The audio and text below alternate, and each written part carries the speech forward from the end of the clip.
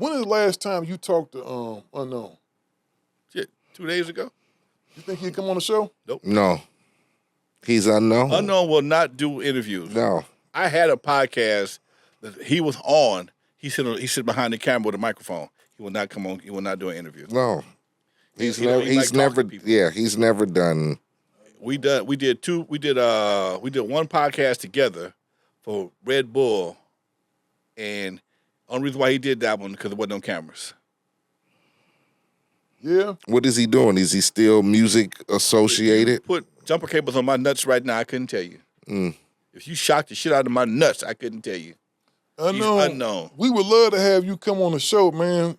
This is your personal invitation. Ain't nobody mad at you. Leave Unknown alone, man. Years, dog. Some niggas just be at their peace, man. Whatever it But be. Can my nigga Get me? Can my nigga Eiht just at least get some acknowledgement? My nigga? You know what? I'll tell you about this nigga still, Kato.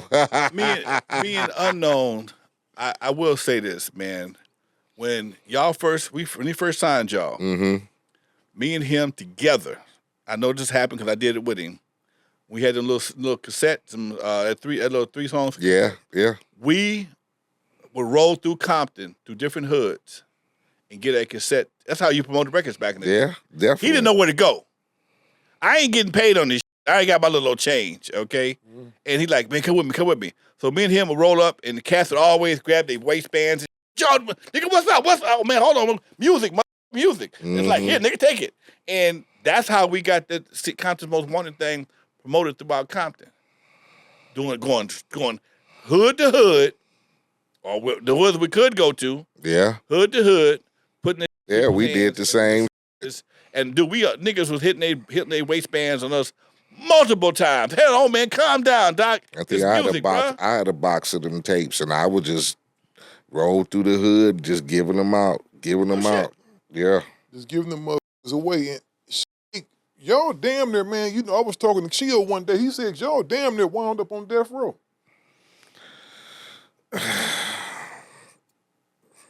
The stories of death row, and you know, like you said, you would have to have Slip and Unknown tell you about those death row days. I know that we all sat up at one time, and Unknown told us that he was with Suge and them, and that they was finna start a label, and that they was looking for a name for it. I think we came up with Death Row, sitting up at Hamburger Hamlet one night. That's our spot. Yeah. And I don't know how they ended up with it, because it was a total different. It was DEF Row. DEF Row. Remember they had the black coats and the good fella coats and all of that. Yeah. So it was supposed to be DEF, like Def Jam. Like Def Jam. That's where we got it from. Which I heard that was a good ass name. Yeah. And then Suge, according to Unknown, yes, Suge bought it from him and changed it to Death Row. They bought it so they wouldn't do it. So Unknown sold some shit that he didn't even think of.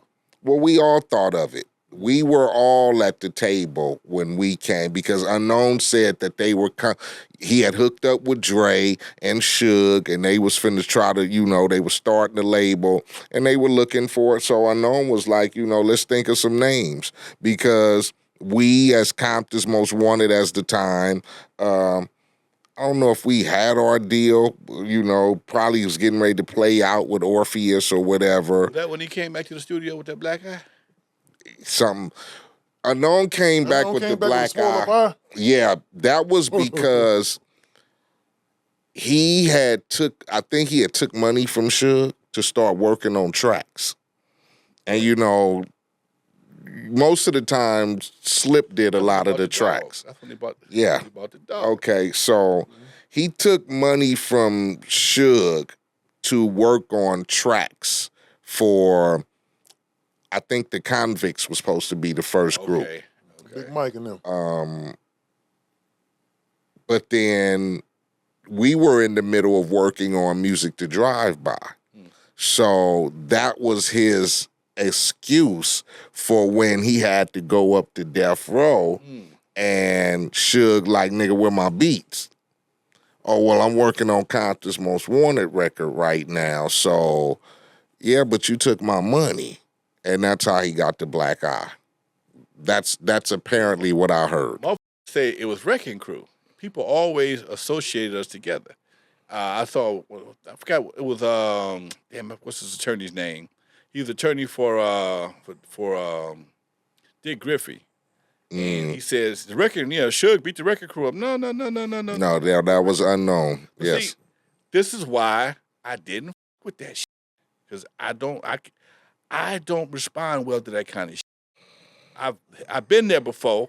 I know the simple shit can turn into a life or death situation. Definitely. It ain't that serious for me.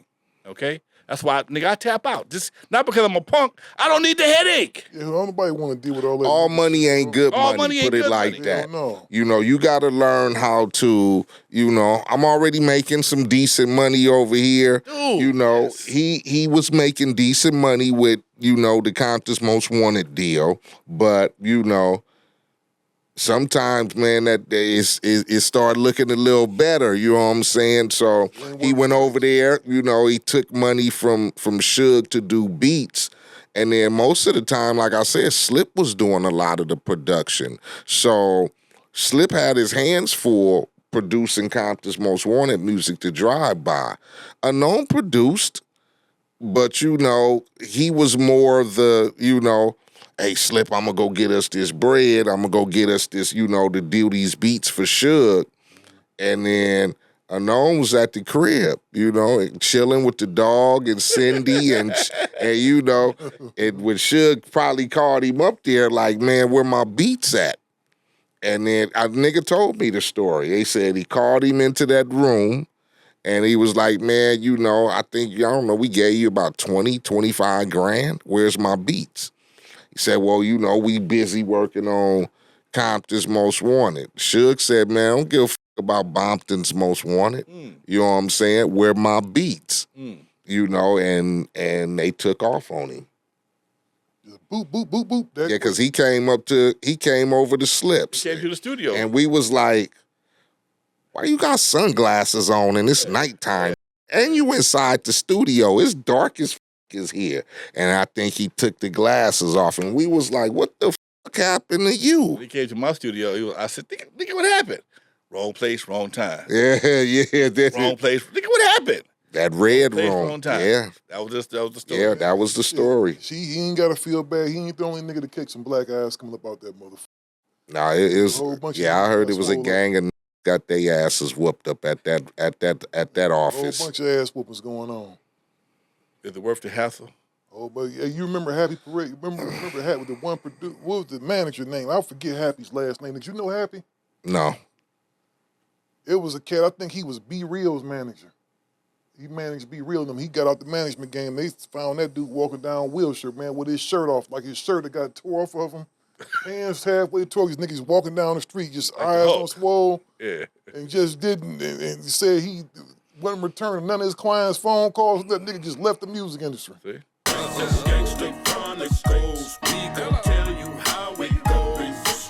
If I lie, my nose will grow like Pinocchio. We gon' tell you the truth and nothing but the truth. Gangsta Chronicles, this is not your average show.